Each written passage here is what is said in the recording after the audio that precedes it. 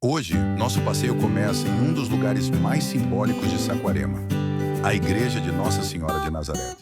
No alto da colina, ela se ergue imponente, iluminada contra o céu da noite. Um verdadeiro cartão postal da cidade, que já há séculos observa o vai e vem da vida saquaremense. Construída no século XVII, a igreja é um dos marcos históricos mais importantes da região. Dela é possível ter uma vista privilegiada da lagoa, das praias e da própria cidade. É como se, daqui de cima, Saquarema revelasse toda a sua beleza.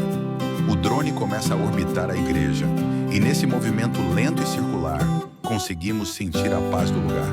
Um ponto que reúne não só fé e devoção, mas também história, cultura e contemplação. Ao mesmo tempo em que a cidade cresce e se moderniza, a igreja continua ali, firme, como testemunha de gerações e tradições.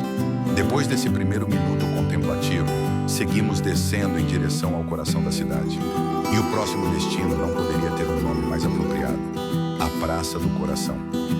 É aqui que moradores e visitantes se encontram. E hoje, em especial, a praça pulsa ainda mais vida, com um evento de churrasco reunindo famílias, amigos e turistas.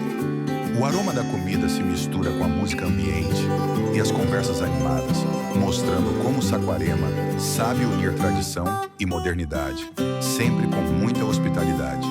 De cima, vemos as luzes espalhadas, as pessoas circulando, as barracas montadas. Cada detalhe reforça a vocação da cidade para acolher bem. Porque Saquarema não é só um destino turístico, é também um lugar de convivência, de celebrações e de encontros que ficam na memória.